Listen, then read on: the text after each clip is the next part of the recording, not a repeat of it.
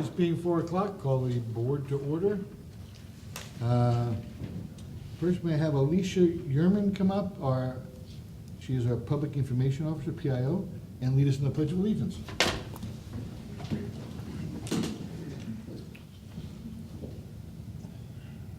I pledge allegiance To the flag of the United States of America and to the republic for which it stands, one nation, under God, indivisible, with liberty and justice for all. Thank you, Alicia. Roll call, please. Director Evans? Director Hernandez? Here. Director Vogel? Here. Director Sinella? Here. Director Martin? Here. Okay, we'd like to adopt the agenda for our regular meeting. Move to adopt. Motion? Second. And a second? All in favor? I'm sorry, roll call. Roll call. Our attorney says roll call everything. Director Evans? Yes. Director Hernandez? Yes. Director Vogel? Yes. Director Sinella? Yes. Director Martin? Yes. Thank you. A little defiance. That's why he gets paid the big bucks. Mhm. Okay, our first presentation, I had the honor of seeing at one of the conferences, and it's by Debbie Biggs, and she'll say who she is and where she's from. Everyone knows her already, but it was the best presentation I saw at the entire conference, and now I gave you a lot to live up to. Oh, thank you. We do have hard copies available if you want a hard copy. Okay, As well. thank you. All right, well, as Hal said, I'm the Director of Operations at the Encino Wastewater Authority, which you're one of our member agencies. And my presentation today is about our biosolids management approach. And before I get into that, I want to give you a little history of how we got to where we are today. So I think all of you are familiar with our facility, the Encino Water Pollution Control Facility that takes waste from 6 member agencies, including Vallecitos. Our current average flow is about 22 million gallons per day, but our design capacity is 40.5 liquid and 43.3 million gallons per day of solids. If any of you haven't had a chance to take a tour yet, please call us and we'd be happy to arrange that for you. Going back to the fiscal year 2001, we had about the same influent flow as we do today, 22.4 million gallons per day.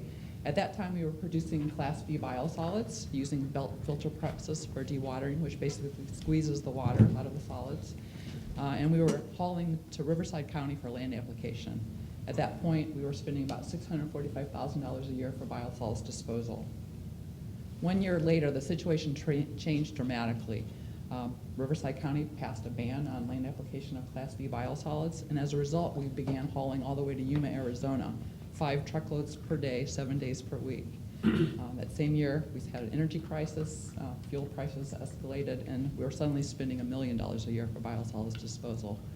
That same year, we also received our Phase 5 expansion preliminary design report, which indicated our belt filter presses were nearing the end of their useful life. As a result, we hired Black & Veatch to help us develop a biosolids strategic plan that would give us a long-term strategy for biosolids management.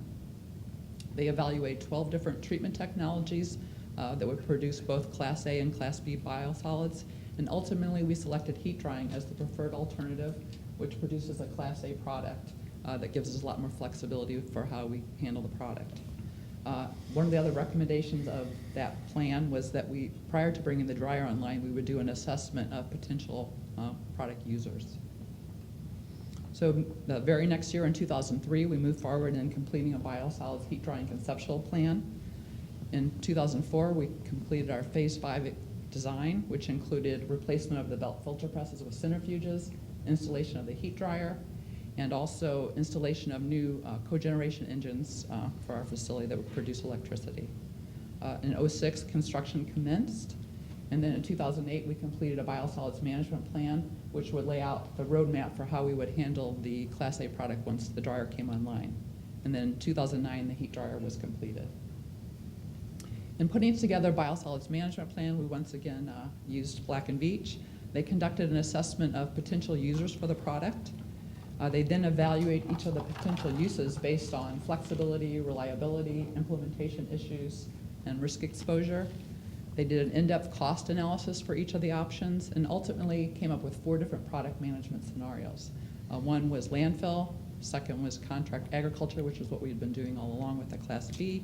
Biofuel use was another, and then the last was a diversified plan, which based on a 10-year analysis was projected to be the least expensive option due to the potential for generation of revenue. The board ultimately directed us to implement the diversified plan. The way that was laid out was that the initial years, we would focus on tier 1 options. These have little handling on the part of Encina staff and are something we could implement pretty quickly. And starting in year 3 and moving forward, then they directed us to focus on tier 2 options, which require more handling, have some potential seasonality issues, and take longer to develop, but ultimately they could be more lucrative. So before bringing the heat dryer online, we entered into agreement with the Cemex cement kiln in Victorville to take our product for use as a biofuel. We also signed an agreement with Terra Renewal. They provided hauling to the Cemex facility, and then when the cement kiln was down for maintenance or our heat dryer was down for maintenance and we would produce Class B product, they would haul the material to Yuma, Arizona for land application. And then we also had an agreement with the Otay landfill for emergency situations, so we'd have another place to take our biosolids if needed. Then beginning in year 3, we started looking at what it would take to use our product as a fertilizer. So we developed a product label, we registered as a commercial fertilizer with the state of California, and we started doing some initial outreach. At that point, we didn't have a specific focus. We just kind of approached them different. We had a couple golf courses that tried it, a couple fertilizer blenders that tried the product, a local avocado farm. But by the end of that first year, we hadn't made a lot of progress in entering into the Tier 2 market. So Kevin Hardy, our general manager, decided that if we were going to achieve the diversified portfolio standard, we'd have to put a lot more focus on marketing. So in January of 2012, we took one of our operators who had some sales experience and made a temporary marketing position. We also hired a graduate student from CSU San Marcos to help us develop our marketing plan. And then we formed a biosolids marketing team chaired by the general manager. And our goal was to come up with a plan to achieve the diversified portfolio standard. In putting together the marketing plan, we did an overview of what fertilizers on the market now to kind of see what kind of characteristics they had.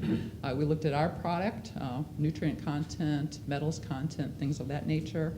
We did a SWOT analysis, strengths, weaknesses, opportunities, and threats to see how our product compared to commercial fertilizers on the market. We looked at different pricing strategies and ultimately decided that we wanted to come in lower than products currently on the market, and then over time, as people understood the value, then we could increase our prices. For promotion, we got some pricing for print advertisement, radio spots, and of course that's pretty expensive. So ultimately, we decided to start with just using our website and doing one-to-one selling. And then for placement, our target market was San Diego County. Then we had to come up with a product name, so we had the marketing team sat down and had a couple of brainstorming sessions, putting lots of words on the board and combining them in different ways. And ultimately, we came up with Pure Green as the name. Then we went to register as a trademark, and we learned that the words Pure Green were too common, so we couldn't register just the word, so we had to come up with a logo. So this is the logo that we decided on. And we've filed for registration in US, Mexico, and Canada. We've also already received acceptance from Mexico and are still waiting on US and Canada.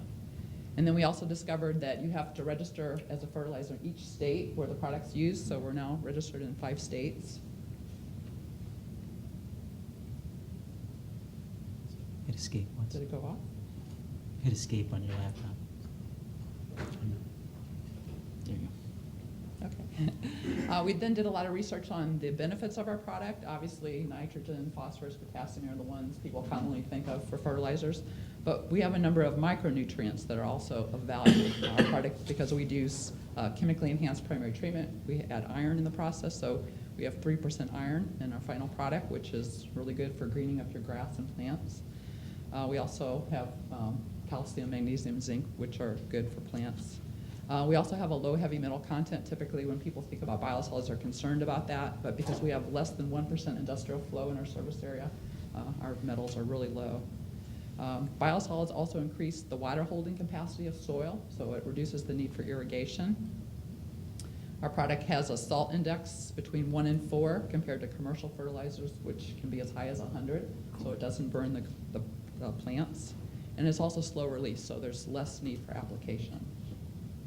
In developing our marketing strategy, we contacted the San Diego Farm Bureau to get some information from them as far as what our potential market could be, identified the top local crops, nurseries, sod farms, and some golf courses.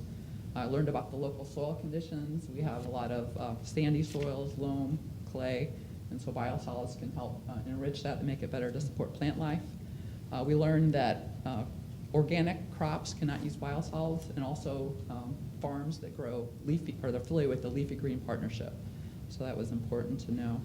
And then we, before going out to talk to different customers, we try to do some research online, find out what their needs might be so we could tailor the marketing approach to them. And then we went out and talked to customers and helped educate them on the benefits of biosolids.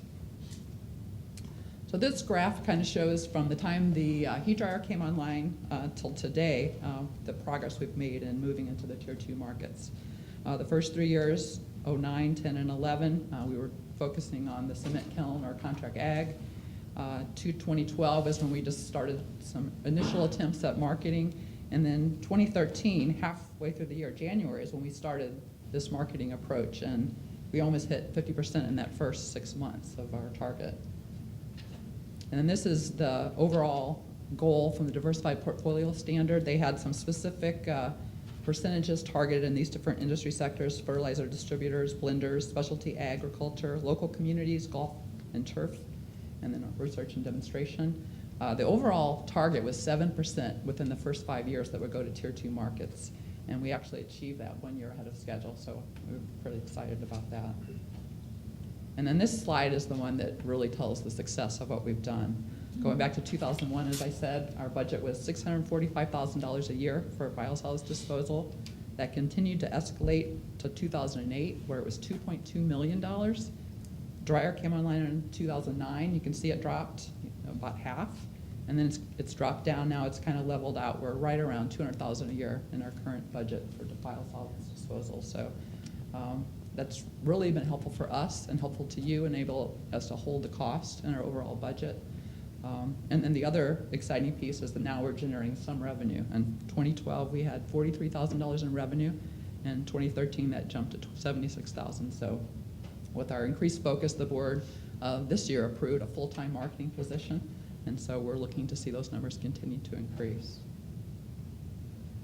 We've, of course, had some challenges as we've gone through this process, entering the retail market for the first time. We had talked to our attorney to draw up a sales agreement. And of course, in their endeavors to protect us from every possible thing that could go wrong, they gave us a 10-page sales agreement. So when we're dealing with larger customers that take the product in bulk, that's probably not a big issue. But when we start going to these small nurseries and want to give them one 1,400-pound super sack, they get a little resistant to signing a 10-page agreement. So we've been working with the attorney, so we now have a 1-page form, a lot of fine print on the back, but we're getting ready to roll that out, so I think it'll open up some different markets to us. As far as hauling, now that we have a lot of different customers, we didn't want to have all these different haulers coming on site due to liability. So we've used Terra Renewal primarily to do the deliveries, and then for a couple large customers, we got insurance documentation from their hauler, so they're allowed to come on site. The Diversified Portfolio, the biosolids management plan, if you get into that, you see that the smaller the package size, the higher your profit margin. So we've discovered there's a higher demand for these 1,400-pound super sacks. Nurseries and golf courses like them because they can move them around with a forklift, so it's easier to use. But it takes a lot more handling on our part. We're set up now to do bulk distribution. So to do these super sacks, it takes us about 15 minutes and 3 employees. So we started last summer taking all these orders, and our staff was going nuts because they didn't have time to do their regular work. So we had to put a cap on that. For right now, we're only doing 22 super sacks a week, but the profit margin is a lot higher, so that's something we're going to be looking at over the next year to improve our bagging capabilities so we can increase our profit margin. Pellet reheating was another issue. I think people kind of understand that compost and fertilizer can reheat if it's allowed to sit around in piles. So at some point last year, we had lots of super sacks sitting around our facility that started smoldering and made for pretty unpleasant working conditions. And so after doing some research, we found out that by putting a liner in the sack and then tying it off once it was filled to keep the air out and the moisture, that within 7 days, the temperature stabilizes. And so we've gotten a handle on that issue. And then quality control is an area that I think we really underestimated the impact of that. And when you're selling something in bulk truckloads, it's not as much of an issue as when you go down to smaller packaging and dealing with these smaller customers. So last April, we took one of our supervisors and assigned them full-time to the heat dryer operation so we could really, stay on top of that. We've increased our sampling a lot. Different parts of the process, we sample every 2 to 4 hours. And then last October, we sent 3 staff members to visit 2 different facilities, Milwaukee, which produces Milorganite, and then Ocean County, which produces Ocean Grow. They've been doing this a lot longer than we have, and so it was kind of a good research visit to understand, learn about some of the things they're doing, and we're moving forward and implementing some of those that'll help us to improve our quality control. Moving forward, we still continue to have pellet reheating in our storage silos. The facilities we visited last fall, they have the same issue. So it's a common issue, but it does impact our ability, our flexibility for moving into this tier 2 market. We can only store product for 2 days, and then we have to get it out of there. So it's something we're continuing to investigate and look for ways to mitigate. Solid screening, we have some concerns in the quality control related to the trash content of our pellets. The material gets ground up and small, but it's still, you can see it. So that's something we hopefully in this next year we'll be putting in some screening equipment downstream of the digesters to help remove that so it's not in the final product. We've also done 2 rounds of research with the Center for Applied Horticultural Research last year with roses and ornamental products where they compared it to commercial fertilizers side by side with Pure Green. And we got some really positive results that we've shared with some of our customers, and so we're hoping to do another round or 2 in the coming year. We're also looking to purchase a high-volume spreader. Some of the golf courses don't have the capability to spread this in a timely manner. So by having that, we can loan it out to them, and I think that'll open up some doors for some new customers as well. And then the last project that we have coming up is Energia. You may have heard about this. They've proposed to do a pilot project at Encina where they're going to take like 2,000 tons of our biosolids that come out of the heat dryer, put them through this pyrolysis process where it's going to heat it up to a much higher temperature. It will drive off more moisture. We currently produce 93 to 95% total solids, and this will be 99.9%. So, and it's going to be a denser pellet, so it'll be half the amount of material as an end result. There'll be less to haul and more nutrient rich. And then another benefit is that it supposedly produces a syngas that we would feed into the digesters that would allow us to produce more energy. So it sounds like an exciting project, and we're hoping to get started in the next few months. So with that, I'd be happy to answer any questions if you have any.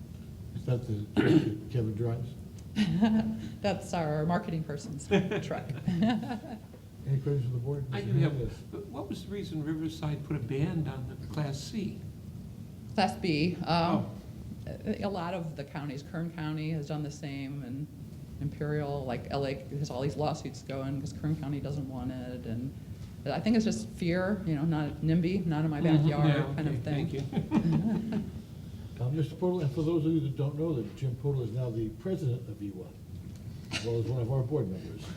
He gives you cups of coffee someplace for $2. That's right. Yeah. And I have plenty of fertilizer. Yeah, you always did. Good presentation, David. Thank So one of the things I want to know is how does this fit into one of our goals, which is become energy self-sufficient at EWES? Can you explain that a little bit? The biosolids itself is not, I guess, it's in a separate, it's under the it's under resource recovery, and environmental protection. So, I mean, it takes a fair amount of energy to, I guess, dry the product. Right. So. Okay. Any questions? I'm good. Great presentation. Question down there, sir. Question, I'm sorry. Yeah. Mr. Sinella. Just to echo everybody else's thought, great presentation, love the innovation. Just a kind of a financial question. Is there a financial goal? You mentioned the revenues increasing slowly, it's up to in the 70,000. Is the primary focus of this obviously is the environmental impacts and protecting the environment, but do you have goals that you're trying to meet a certain either top line revenue dollar point to where it becomes profitable, or is it already profitable? We have a couple of people working through the Rady College of Business, I think, that Kevin's is working on actually getting a total cost to produce the product. I don't know that we're ever achieve 100% recovery on that. But when the board decided to go with this option, it wasn't because it was the cheapest, but it was that we would always have a place to go with our biosolids, because at some point Arizona may decide we don't want California biosolids. So this way we have a place to take it, and with the Class A, we have a lot of options. So the more revenue we can produce, obviously that's the goal. We haven't set a specific dollar amount yet, but obviously we want to continue to see that increase. Looks great, thank you. Yes. I would just like to compliment the board and the company for taking on such an interesting project and sticking with it. It sounds like you've learned a great deal and are willing to continue to learn. I'm very impressed by it, and I didn't realize you had increased your revenue source off of it. I mean, you almost doubled it in a year. That's incredible. So I imagine if you go to the bag portion and your profit margin goes up. But Yeah. excellent job to Thank you and to your board. Very impressive. Thank you. Again, thank you very much. Great No problem. presentation. Left me with really no questions. I really appreciate you coming out and all that you do. I think that's great use of our product someday. Thank you very Thank much. you. Thank you very much.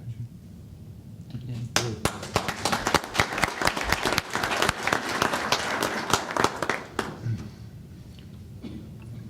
Thank you, Dick.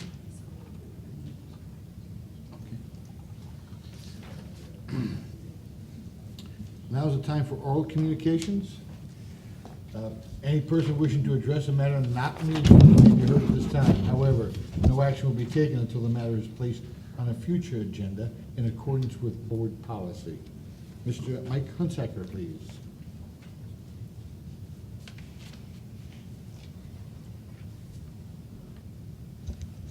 Mike Hunsaker, 115 Equestrian Court, San Marcos.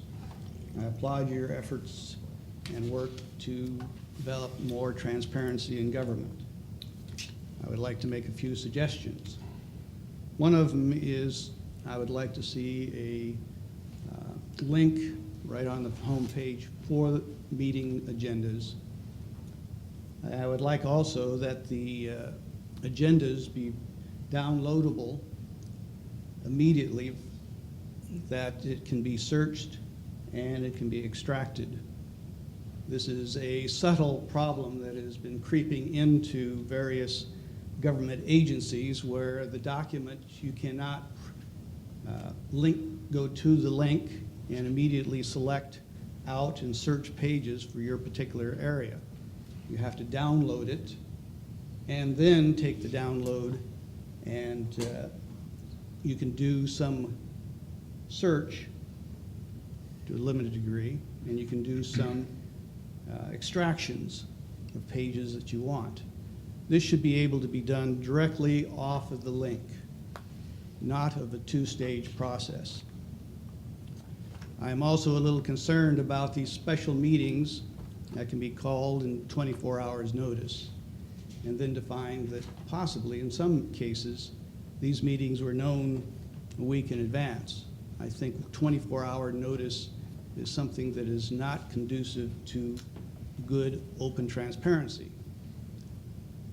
As you probably know, I do a lot of research into government agencies and problems, and one of the areas that I've been looking at is the city of Bell.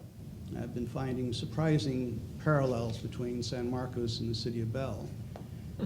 And one of the things that they were promoting just before everything fell apart was transparency and great audits and good financial reporting. And of course, one of the auditors is in deep trouble, and one of the bond counsels, Best and Krieger, is also being sued. So in the day of digital communication and information, we should make our website as convenient to use and appropriate in a digital age. And I'd also like to have the archives searchable, so we can find where various subjects are coming up, such as drought, such as ordinances, and so forth. San Marcos does not have that feature, and it is a real problem. Thank you. Thank you, Mr. Tansacker, for your opinions. Moving on.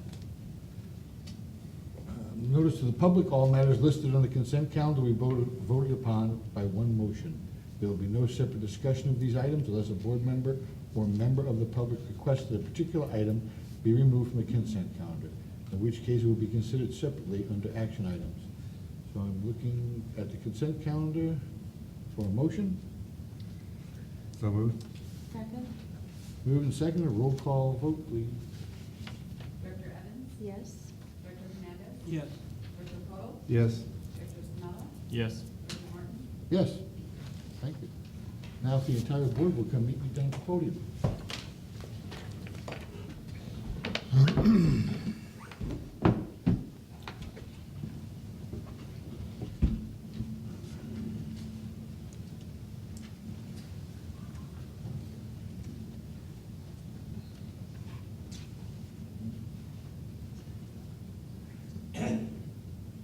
I'm sorry, you're meeting me, but. That's okay. This as well. And Betty first.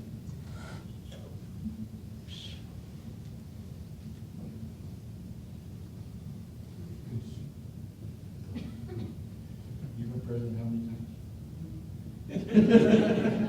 35 years and 4 years, 9. As all of you know, Betty retired, I'm sure. And we have a plaque for her, which I really feel like I'm not worthy of taking the year. So I'd like Mr. Polar to perhaps, who served with Betty the most amount of years of anyone here, to present him, you would have to read the entire plaque. Oh, my God. Don't. Synopsis. So I know why you did this. Well, I think it goes without saying that this is a resolution from the board that expresses our appreciation. Whether or not that can be done on a piece of paper is probably doubtful. So I know as a board member, we're continually impressed by those people who preceded us, and they're thinking ahead and having agencies be so prepared for the future. And certainly, Vallecitos is more than indebted to Margaret Ferguson for all of the leadership that she provided and what great shape this district is in, and how easy it is for us to do our jobs. She has been with the city of San Marcos. She's just, I'd say, the mother of San Marcos at this point.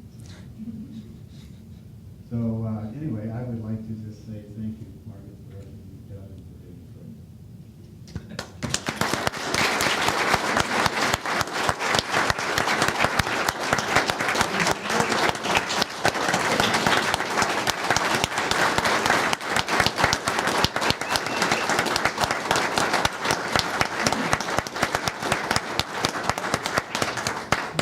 Jim Hernandez, you have something? Thank you. That leadership, but then I'm sure some of you know this, but for those that don't, that leadership goes beyond just Vallecitos.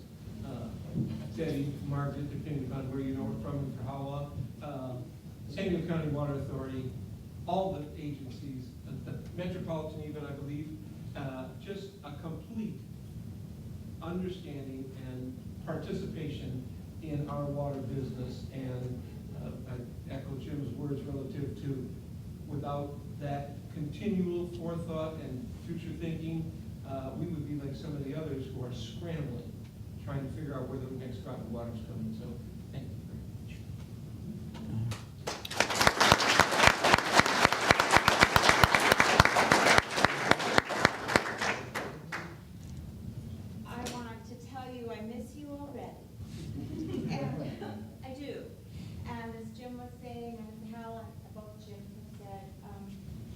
only been on the water authority now not even a year, and when I first came on, everyone said, oh, I thought it would be Betty Ferguson. We saw Betty and we immediately thought of it. So you do come with a great reputation, and having been on the city council, I remember Betty, you know, she was our first city clerk, right? Long time ago. She's been very involved, and I know you're still involved with the church and other things, but Betty, thank you for your foresight. You did do a lot to set us up in a beautiful situation.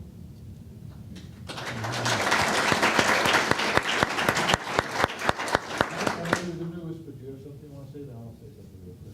Yeah, thank you. Your seat was still warm when I got in. That's not my seat. There's one more rookie mistake. I know we haven't had an opportunity to serve together, but I know I also have big shoes to fill. So thank you for everything that you've done for the district for many, many years. Story, so you may have heard the story before, but it'll be the last time we're going to tell it, so I'll tell it. That I first met Betty 25 years ago for my first business in town. And she came by along with another guy by the name of Trish Hannon, which you all remember.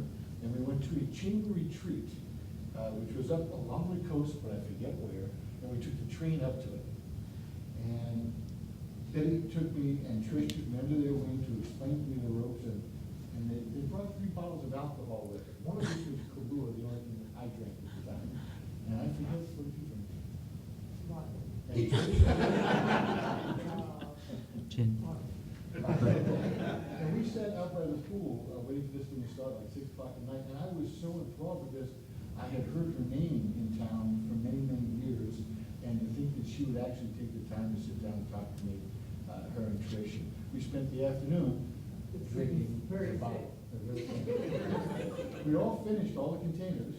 It was time to get to dinner, and I stood up and went, uh-oh, because I couldn't walk. So, Miss Betty Ferguson is the last person to get me officially drunk. So I appreciated that. And I've learned so much from her over the years and other endeavors that I've seen her in, and just admired her for many, many years of all she's done for the community. So thank you, Betty.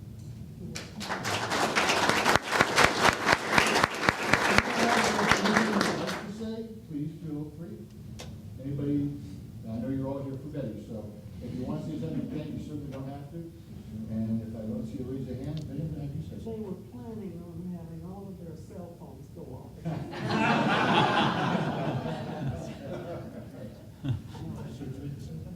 No, I enjoyed my time on the board. I mostly enjoyed the years working with the employees. I love every one of you. You're a great, great bunch of people, and Vallecitos is very, very fortunate to have such a crew. Thank you. Thank you.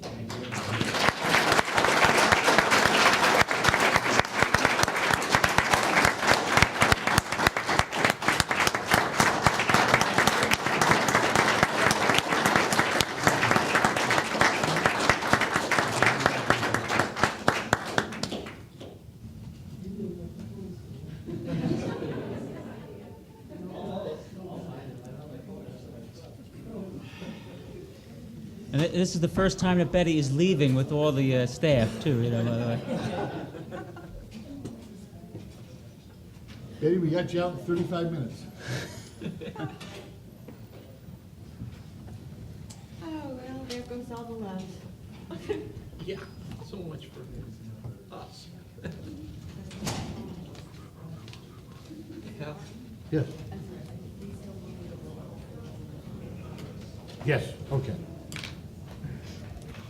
Okay, so for the resolution that we just presented, we need a roll call vote. Did we get a motion? Motion and a second. Move. Second. Motion second. This will be resolution 1442. Director Evans? Yes. Director Hernandez? Yes. Director Paul? Yes? Director Sinella? Yes. Director Martin? Yes. Coming to 2.2, Level 1 Drought Declaration. I believe Tom is going to bring that forward. Yes, on Thursday, San Diego County Water Authority declared their Stage 1, their voluntary water supply management declaration. And that was following action that Governor Brown declared in January, and also Met declared a similar drought alert as well. Even though the region right now is conserving 25% from where they were in 2007, and also our storage levels are up, and we're good for 2014, but the Water Authority felt this was important because we have agencies in Central California, Northern California, that are in mandatory restrictions now. So in order to provide relief, this was declared for them, and also to protect those storage levels going into 2015 as well. Our district has Ordinance 162. It's modeled after, it's a drought response ordinance, and it's modeled after the Water Authority's ordinance. In fact, all 24 member agencies of San Diego County Water Authority have an ordinance modeled after San Diego County Water Authority. And in this ordinance, there's 4 stages of drought. There's the first level is voluntary, and then the next levels are mandatory restrictions. The general manager declares the level 1, and then the board would declare the mandatory restrictions. So the general manager has declared this level 1, which basically encourages certain conservation practices. In the staff report here on page 27, some of those practices are summarized. We also have in your board packet detail in the actual ordinances in your board packet. And you'll see detail for each level, what that encompasses and what that means. And basically, what this means is from now on, we're going to be monitoring and bringing to the board some results. So where are we at now? Where are we at, 3 months from now? And just following. If we don't have conservation levels, we'll step up our efforts in outreach and such to achieve some level of conservation. And basically, that's what the level 1 means. Level 2, again, if things get worse, we'll be coming back with level 2. But basically, we follow what the Water Authority does. We still have our water 100% imported from the Water Authority, so we follow their lead. That's where any of the restrictions would come from. So staff would ask that the board support the level 1 drought watch declaration. I'll be glad to answer any questions that you might have. Okay, just one question I have. Level 1 drought watch, it lists 7 things. Could you mention those 7 things and expand upon them? Yes, Just in case there's someone actually watches. more than 7. There's more detail in the actual, these are the more common ones, but there's actually more detail in them. So prohibiting washing of pavements, that means obviously with water. If you do need to do any washing with water, we always recommend a high pressure washer because that uses less water. And then inefficient landscaping, so we look to drip irrigation and other forms of irrigation as well, particularly watering in a hot part of the day. So the ordinance says from between 10 a.m. and after 6 p.m. are the only times that you could water. And again, these are encouraged; they're not mandated at this point. But again, where there's no automatic sprinklers, to use a watering can or use a hose that has an automatic shut-off on it. And then ornamental fountains, if it's recycled water, we get these calls a lot where, hey, somebody has a fountain going on. That's okay because it's recycling the water, but if there's any water feature that introduces fresh water or potable water from our system into it, that's prohibited, or in level 1, it's discouraged. And then again, washing your vehicle at a site, at a commercial site that recycles water, and most of them do. The commercial sites in San Marcos will use recycled water in their operations. And then the leaks, if we notify somebody of a leak, if we see a leak in the street and we'll notify a customer, they got 5 days to fix that leak. Going forth, if we were just to declare stage 2, you would see things like irrigation, okay, now not just before 10 and after 6, now only 3 days a week. It's limited, we limit that and such. So if we were to, on any of these, if we were to see that we're not achieving conservation levels, then we'd be making phone calls. People call in to us and say, hey, I noticed my neighbor, and we'd make phone calls and try to encourage more conservation. Level 1 is completely voluntary. Correct. Level 2 is where we start. Level 2 is one. Enforcement? Yeah. The main thing with level 2 is the drought rate structure kicks in. Right now, there's 3 tiers, If level 2 were to happen, first of all, the Water Authority would have to communicate to us what is the level of restriction that they're looking for, 10%, 20%, around there. So whatever percentage, the drought rate structure is adjusted to that level, and now we would have 6 tiers and a ramped up structure to encourage it. So And we notify everyone of the tier change and of. Yes, yeah, it's done in a public hearing. And then also there are penalties that kick in after certain, not in stage 1, but if we went to level 2, there's penalties, $100 penalty for violating any of the restrictions that we have listed, and then that escalates. And who of our personnel is dedicated to enforcing or? Well, it depends. If we're achieving the level that we need to achieve, there's really no, there's no need for enforcement. But our conservation department receives calls. The very worst case is we'd actually have people out, like maybe the construction duty person, or actually people out in the field that are the eyes out there looking for violators and putting door hangers up. And so it's a joint effort, really. Different departments, customer service, construction duty, and our conservation department join in trying to achieve the conservation. Thank you, Tom. Director Vogel? Yeah, Tom, how do we get this information out? How would you get it out? Well, it's as soon as we declare, as soon as we're confirmed that we're in level 1, one thing we have to do is notify the Water Authority, so the Water Authority is notified. Also, on Aqua's website, we will go on Aqua's website. There's an interactive drought map on Aqua's website where we put our little dot on a map that says now we're in level 1 voluntary. We'll be doing a press release on this as well. And so you'll have that in order to have verbiage from in order to get the word out too. Do you have any type of, I don't even know what you call it, voicemail that usually has some sort of waiting period to it where they give some sort of announcements? We have like the reverse 911. No. I was thinking about was when somebody's put on hold when they call here. Oh.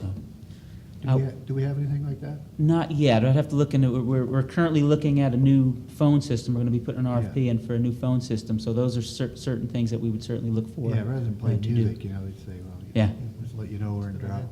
Mhm. That's a good idea. Yeah, we can do that. Yeah. Director Snow? Yeah, I had the same question that Director Poto had.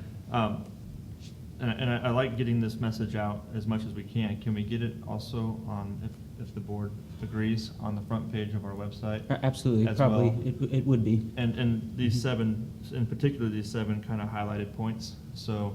Yeah, that's a good We point. can communicate to the customers how exactly they can help. Yeah, currently on our website, we actually already have, right on the front page, the latest news, what's happening with the conservation. So now the first bullet would be that the Vallecitos Water District declared a level 1, and then there'll be a link right to the ordinance, but I think that's a great point. Instead of having to go through an ordinance, we'll highlight these 7 points right there. That's, yeah, And we can in definitely do addition to that. the website, I'm assuming that you're looking at the splash, the next issuance of the newsletter as well? Absolutely. Mhm. And in these cases, historically, have you also sent out a letter specifically No. referencing the change? No, not specifically. And I think, yeah, I mean, we certainly could do that, but we'd probably see what the reaction is and how, initial results are. right, probably monitor. And that's when I said we step up efforts as we monitor and see. Great, thank you. Yeah. Thank Director you. Evans? I just wanted to say at the Water Authority, when they were talking about this, it's sort of a mixed message because we're telling everyone you've done a great job of conserving already.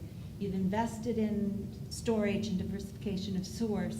So we want to applaud them and appreciate that. And Southern California is way ahead of the rest of the state in its conservation efforts and achievements. But we also want to take the approach that we're all one state and we should do this together. So the Water Authority, when they came forward with this, it's lovely that it's voluntary. And at this point, I don't know if any of you have noticed on the freeway, but they do have the Save Water message. And it was so funny. I went to the meeting and I didn't see them that morning. And coming back, I saw 7 between here and San Diego. And I thought, well, this is sort of lovely that the state is also presenting it without making us feel, oh my gosh. But I think that's very important, as both Jim and Mike have pointed out, that we do need to promote it, and we do need to find a way to encourage it, even though people are gonna find it much harder now. It's gonna be harder to save than it was the first round, because a lot of people have already done that. And if it's not putting you on the spot, Lisa, would you, do you have it, or is it on, I mean, I've looked at our site, but I'm sorry, I haven't looked this week, but is there not just what we need to do to conserve, but there's a lot of money that's now being, Metropolitan has set money aside now to support saving water. So there's a lot of incentives, and I don't remember what they are. Do you know? Okay. Do you want to come up? Yeah. Thanks. Please do. Yes, Mr. President and members of the board, some great points tonight about the drought. We've already prepared for this. We've been through this 2010, I believe, Tom, was that? 2009 through 2011. 2010, so it's kind of recycling old news, and we've had lessons learned, and we're moving forward. And we already have a press release, if you guys are going to vote today, that's going to go out tomorrow about the drought, so that will help to get the word out. Our website, of course, Tom mentioned on the front page, we do have all the latest news on the drought. We also have another link to drought update, and it lists our ordinance and a lot more detail about the drought. So we will make sure that's on the front page. We can even put an alert message at the top, like a pop-up ad, so we can do that as well. The splash, it's already on the front page. It's in review right now. We will mention some of the points you said. We want to applaud our customers and not to bash them, but to tell them, hey, we're all in this together. Let's help conserve.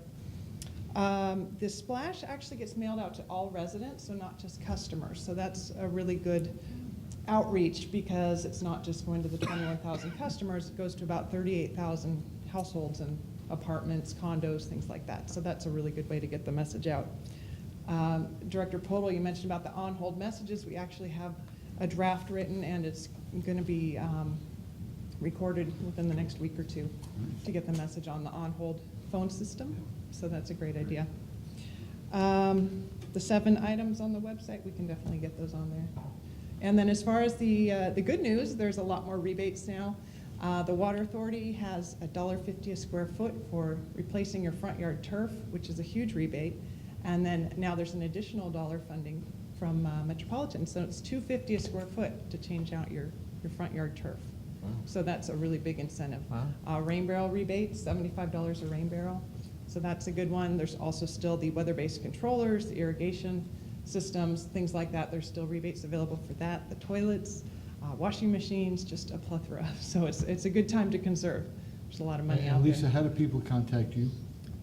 They can go to the website. It's all under the conservation pages, or would you like me to? Just say your name. Lisa first, last Urabi. They can reach me at lurabi@vwd.org, or just calling the district at 760-744-0460. name. And your job title? I am the Public Information and Conservation Supervisor. PIC. It's a long title. I was trying to get I've into never your vernacular. acronymed it, There's yes. got to be some numbers for it. Yes. Yes. Any other questions? Thank you very much. Do we still loan you out to EWA? EWA and, can I mention the other? or- Sure. Oh, please And do. UEMA now uses us. Really? Yeah, for their outreach, yes. We better look at that contract to make sure we're getting enough. I noticed Kevin in the audience. I didn't see him. He was hidden back there. Thank you. Thank you Yes. for being here. Thank you very Okay. much. Great Thank you. job. Thanks for being all on top of it. Okay, so we need to accept the drought declaration by roll call. Oh, I need a motion So move. and a second. Second? A roll call. Director Evans? Yes. Director Hernandez? Yes. Director Paul? Yes. Director Snell? Yes. Director Martin? Yes. Okay, moving on to action item 2.3, resolution modifying general manager's salary. I'd like to ask your indulgence in tabling this for one more closed session, which could be at the next meeting, but I want to make sure everyone's available for it, and then bringing this back to the meeting after that. Our next meeting, I believe, is on the March 5th? 5th. March 5th? March 5th. I will not be here, I'm sorry. Okay. then I would ask that our next closed session meeting be the following meeting. Yeah, the 19th. The 19th? We all here on the 19th? I think so.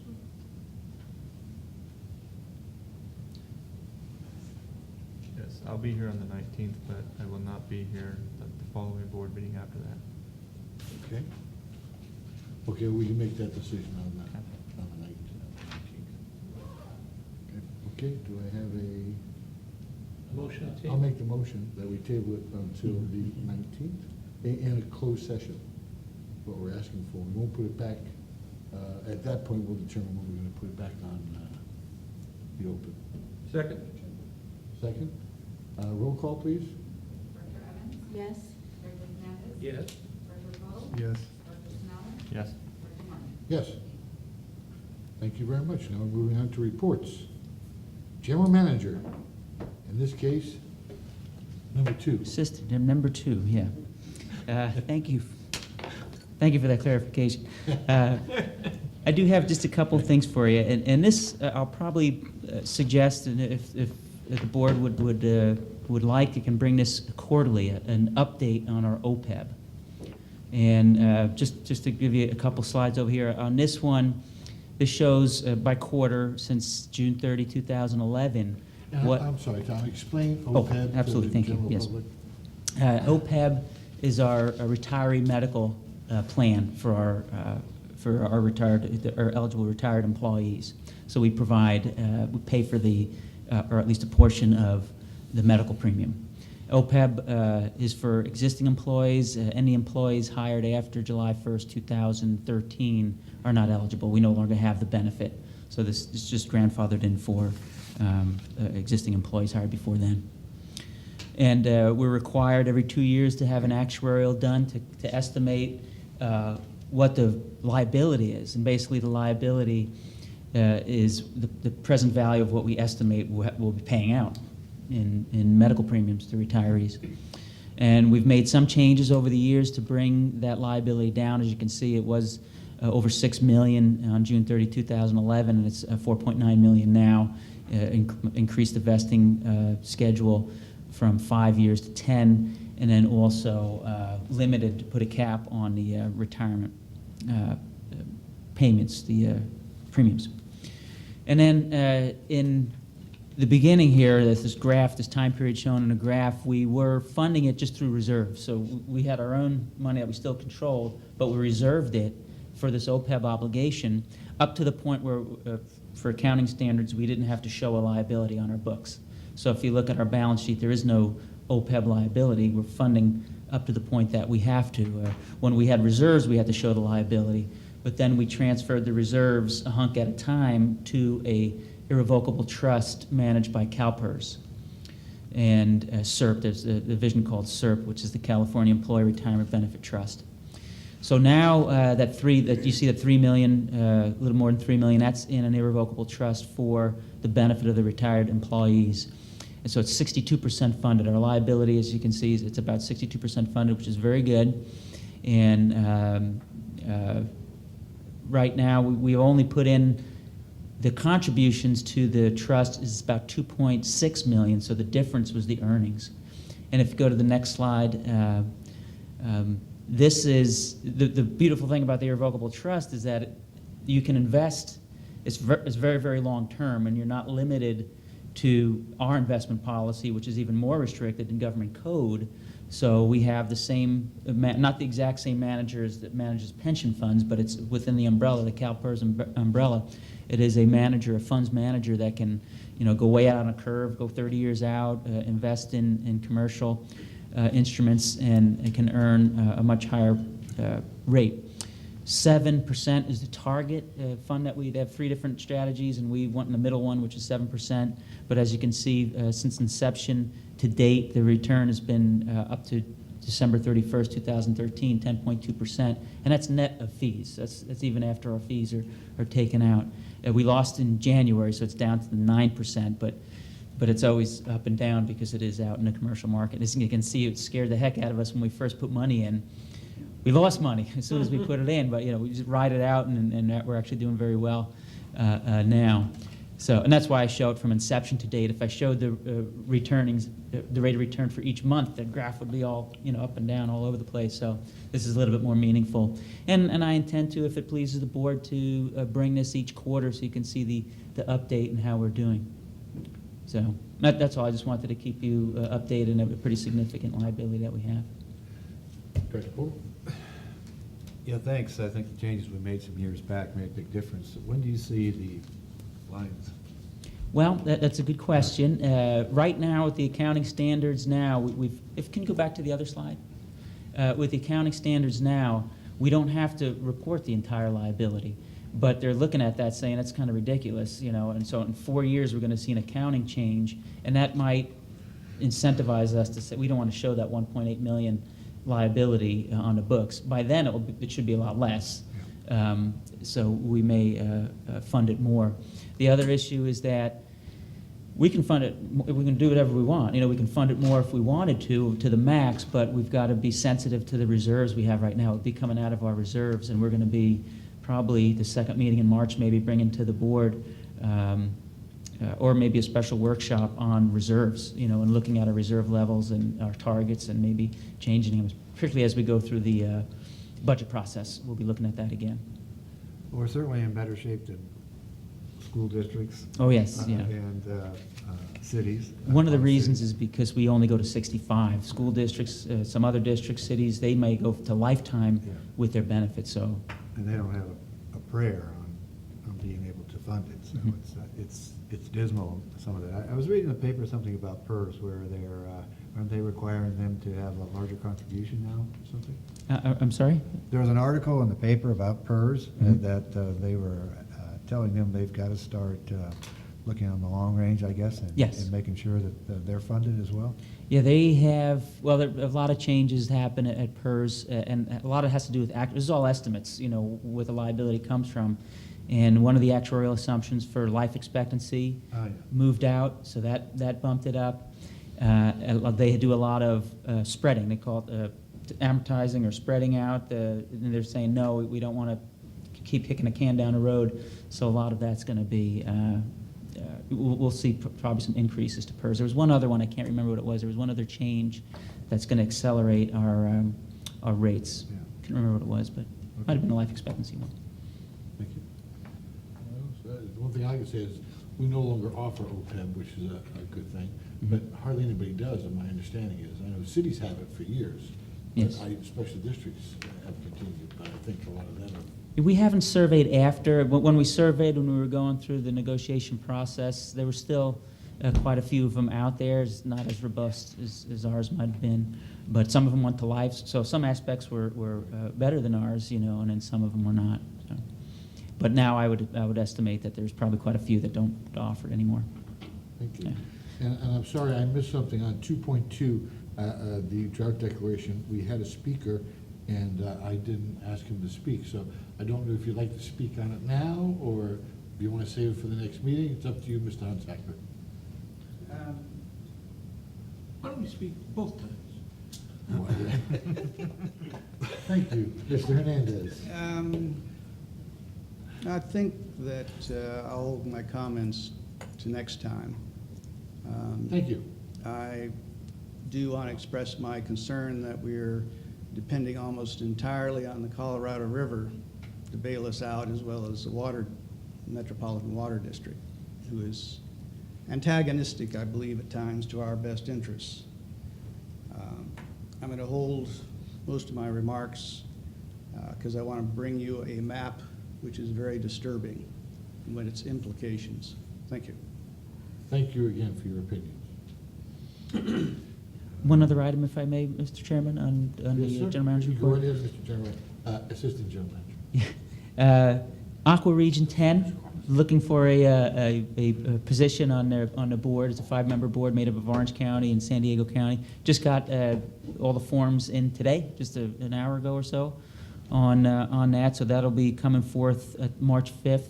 So if anybody's interested in that, there'll have to be a resolution adopted, and let us know ahead of time, or if there's an interest now, I can. I have mentioned my interest to to do it, and Mr. Hernandez had mentioned interest, but he said he would defer to me. Absolutely. So I would certainly have interest, because it doesn't require a fine. They meet in Oh, Orange well. County, so it's something I can do. Not sure where they meet, we gotta verify that, but yeah, when I was, That's correct. it used to be Santa Margarita Water District where they That's a met, drive. so, And then the Sacramento. Section You can 10. handle that one. We live in Yeah. Section 10, yeah. that's it, I don't Region have to 10. drive to Sacramento for a 2-hour meeting. Yeah, the meetings, just the conferences is the meetings that are Do those over the in, state, yeah. but you'll be there anyway probably, so.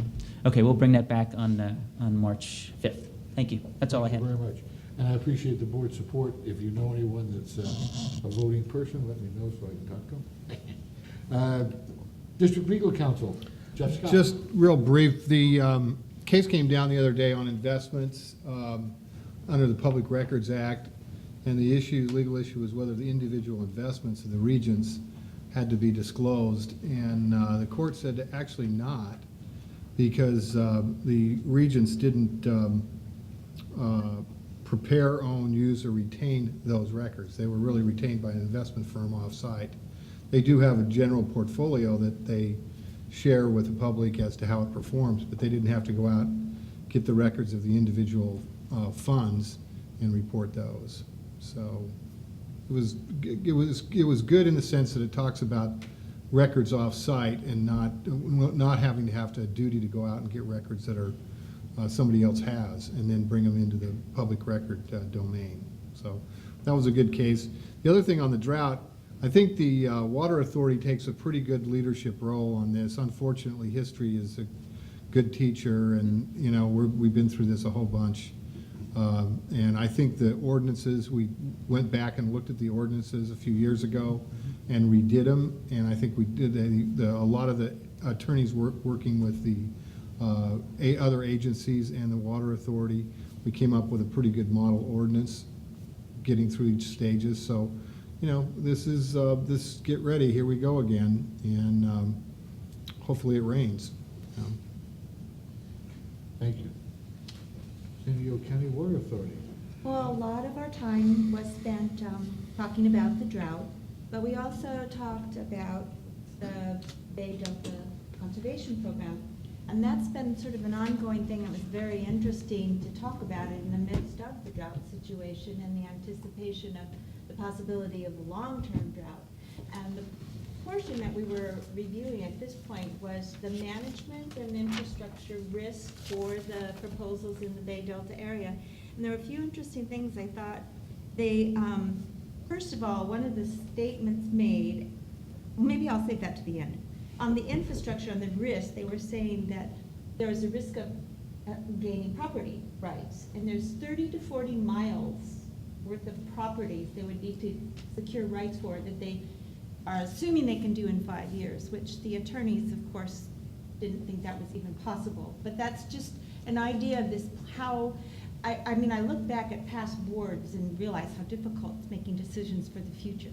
So here they are, they're trying to present this plan, and they have this area of total guesswork. And on the risk management, so the first thing is they're not sure they can get the properties.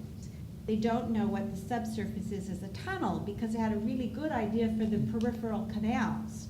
But now they have no idea what the soil is going to be like, and they do know that the water level table runs at about 5 feet below ground level. So now there's this duplicity of problems, because if the tunnels aren't full of water, they're going to be floating. So, but nobody's figured out quite what to do about that.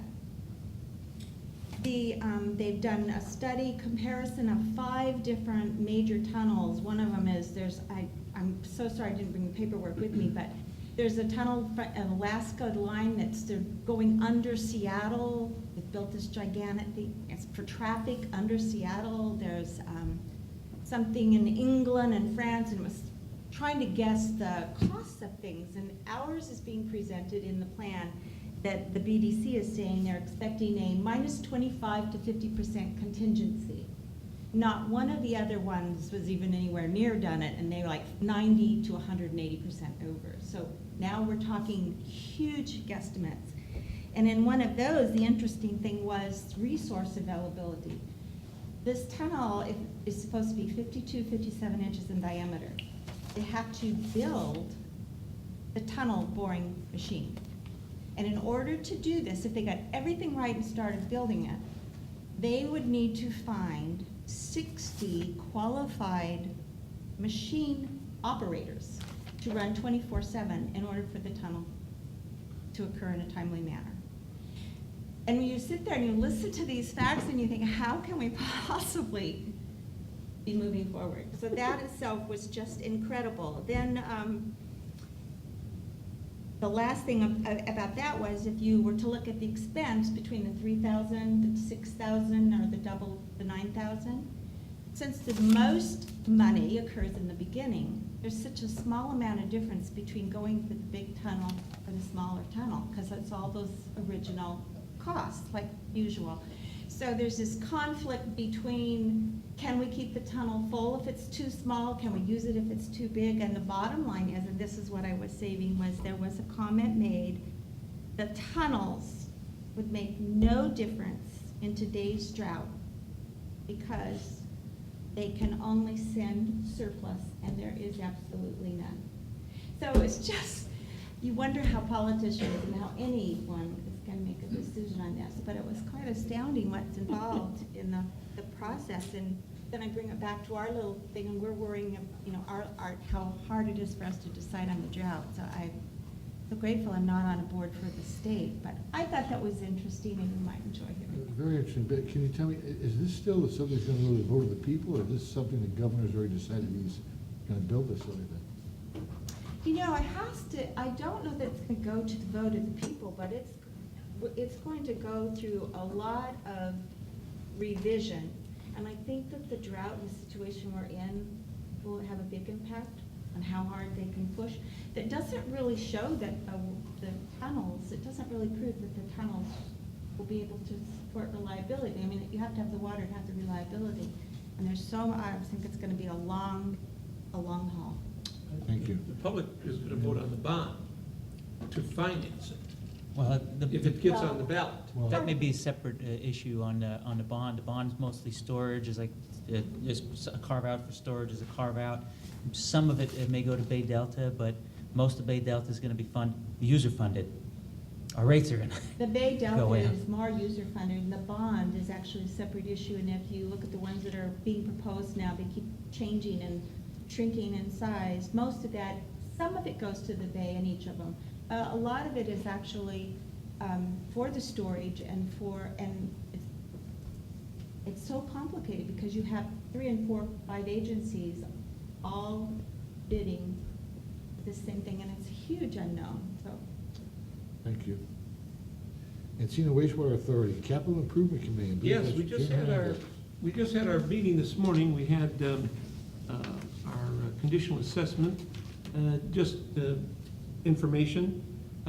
We assess our assets 5 years prior to their proposed life to ensure that maybe we can get a little more time out of them, maybe they need more work.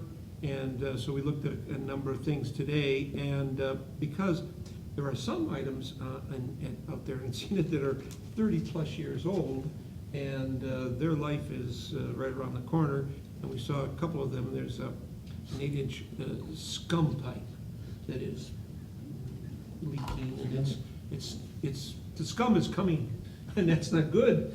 And so it's been recommended to replace that for sure. Well, there's another then, name. not that, then there's, then the other What's hot. the acronym for it? There's no acronym. You No, there's gotta you be. cannot acronomium that particular thing. It's a scum pipe. And we saw it on the program, and Okay. it was beautiful. So that's getting, and sediment tanks being looked at that. So a number of those issues, but we are looking ahead. We don't see anything that's gonna fall apart tomorrow. So I think that's very positive for our forethinking Encino. The other thing that came up, which was, there was a number of things, but the other thing that came up was our purchasing policy that we're looking at and trying to figure a way to have the best of all worlds, that we can bid, do competitive bidding when we think it's important. We can do sole source when we think the particular items that are being needed are so specific that we can identify an organization, say, with performance reviews, that that's what we're gonna do, and the prevailing wage issue, which is, depending upon who you talk to, anywhere from 10 to 30% an increase in the cost of doing business. So we're looking at, because Encina borrows regulations from its adopted city or agency, which in this case is Leucadia. And we may want to look at one of the other, Carlsbad or Vista, to see what additional flexibilities they have to give to Encina, so that we can do the best with what we have in dollars and cents. So, Is there such a thing as a charter special district? Well, it's an interesting point, because basically, since Encina is basically made up of member agencies, they can look at what model they want to use for the competitive bidding. And years ago, what they decided to do was adopt a county water district. So it happened to be Leucadia, but it could have been San Marcos, or rather Vallecitos. But they used that because we're not subject to competitive bidding. But we are subject to prevailing wages and those kinds of things. And so there may be one of the cities, it doesn't, so maybe they might look at that. Carlsbad and Vista are chartered. Yeah. And that, again, that's a couple that we're looking at as opposed to changing, but Yeah. I think it's an interesting review, because when I first heard about this, I was, of course, all for it. Let's eliminate prevailing wage, get to the bottom line here. Surprised. Yeah, sure. But as you delve into it, and from my personal experience, board and bricks, you're gonna save money. But if you're building a alternate fuel facility, there's only a couple of people doing that, and prevailing wage, forget it. They're gonna charge what they need to get the job done. So I'm not sure it's gonna be a big deal there, but again, giving the Encina the most flexibility is what we want to strive for. Thank you. Any questions? Policy and Finance Committee, President Podel. Yeah, we met February 11th, and we talked about, we established our meeting dates. Then we also talked about what Jim was just talking about, which was supplemental research conclusions regarding prevailing wage. And I think in the end of that, what we said was, we gave that back to staff to do research and then bring it back to the board. We also talked about they want permission to write letters of support for a Congressional Clean Water Act caucus to those people, congressmen. And then we talked a little bit about study sessions for budgets in the coming year. So should be a lot of business to do with that in the next coming meetings. That's it. Good. Questions? No? Director's reports on travel, conferences, seminars. Mr. Hernandez. The Groundwater Committee was up there last week in Sacramento. We had a 4-hour committee meeting, and the high points were groundwater data collection, storage, and there's a drought. Surprise. I just was. And it went on further.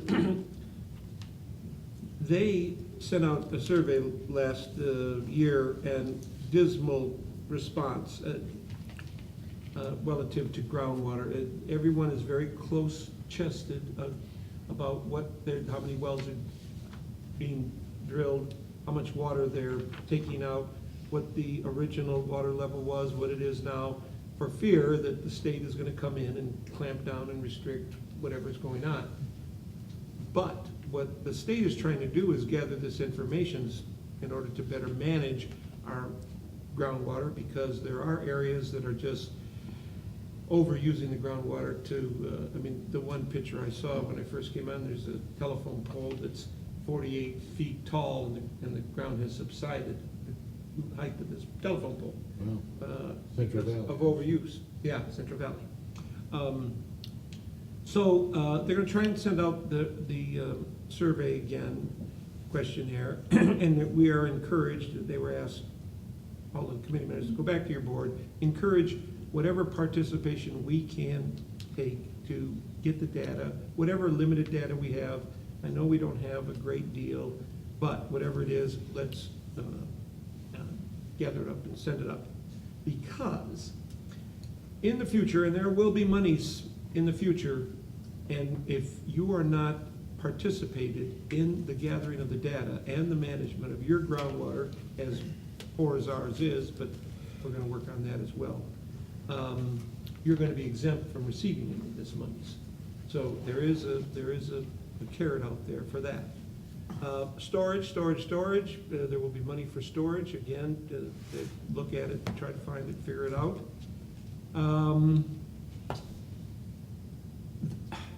This was just music to James Hernandez's ears. There is a group that has come together that, working with Stanford, to talk about water and land use. I have been involved in this district as a professional for 45 years, and on more than one occasion I have heard, well, we're not a land use authority. Well, we aren't, but by golly, we do have an impact. Said that way? Was it said? Yeah, that's exactly how we said it, yeah. Go to the recording. So, last year they had a symposium, and planners and water professionals got together and discussed how they can better come together and try and acknowledge that there is implications between land use and water use and how better to make that connection work. And with that, was the end of my report. Okay, and you'll be representing us at the CASA Washington DC conference Yes, I will. at the end of this month? Yes, 2 weeks. And a few of us were at the COA, Council of Water Utilities meeting the other day. Does anyone want to give a report on that? Go for it, Jim. No, I'll write something. Anyone else who wants to write it, or? Well, you were there. Well, it was more about the drought, pretty much the presentation we've already had given here, and very similar to what was at the Water Authority. And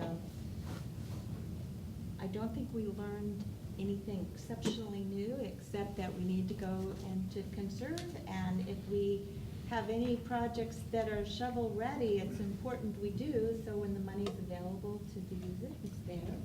Yes, Jim? No, I think the one major item that I would like to share is, and it's for not only us, but the public, the home viewers, both of them. The what? Is the question came up relative to, well, we're conserving all of our water, but our bill keeps going up. What the heck's going on? And I pointedly asked, and it's coming. The reason we are in the shape that we are in, where we are not struggling like some of our neighbors to the north, is because we have taken those water rates that have been rising, even though we haven't been using all that water, and put it into infrastructure and storage so that we, our area, are not being pressed, and we are on a voluntary basis as opposed to our neighbors in the north who are in the mandatory restrictions.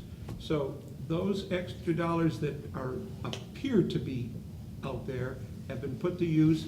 The graphs that they showed relative to how much water we're using, it's over the last 20 years versus how much we're using now is very close. The population's increased 20-30%.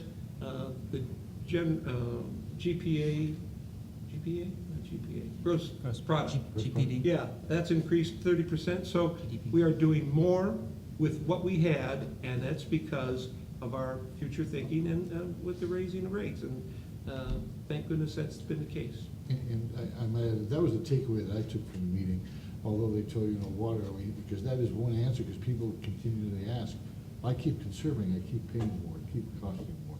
But over the last 10 or 15 years, water districts have done a fantastic job. San Diego met in storage facilities, where now the people that are really in trouble, worse than we were back in 1991, is Central Valley. Central Valley is going to be hurting real hard. We're not going to be this year so far, that everyone can tell, as long as we do the conservation we're supposed to do. But thanks to Diamond Lake, thanks to things that didn't used to be where they are now, and they're full. So when we look at the Colorado, which is emptying, we realize that we're not getting a lot of water from there in the future.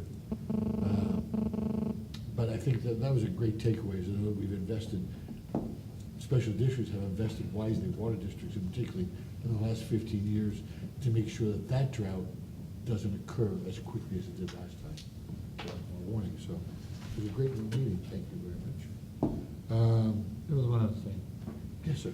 Just, it's probably gonna be noteworthy, and that is that the taste is gonna change, because there's gonna be no blending occurring. So all of our water will be from Colorado, which is a different taste than where it comes from up north, so.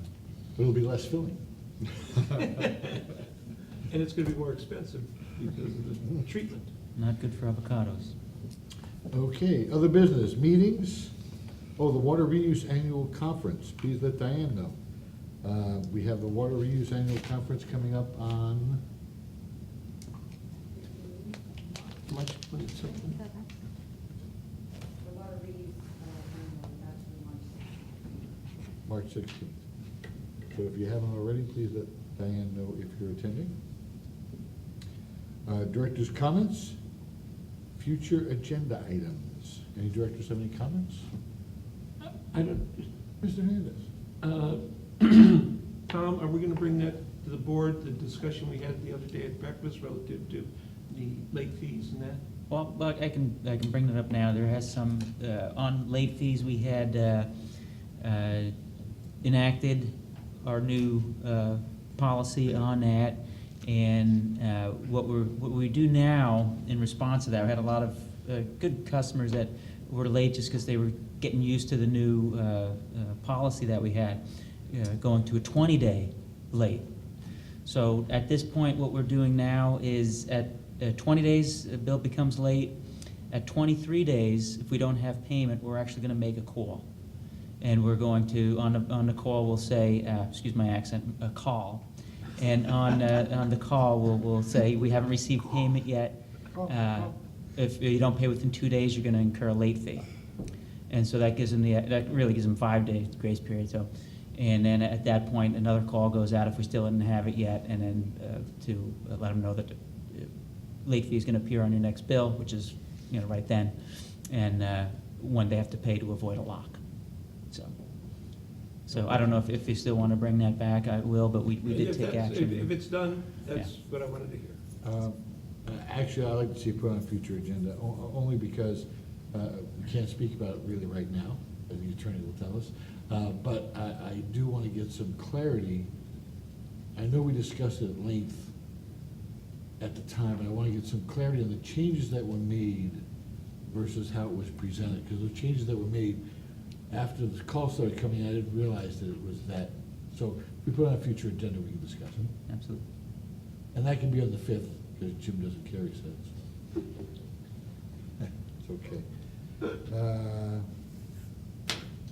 Anything else?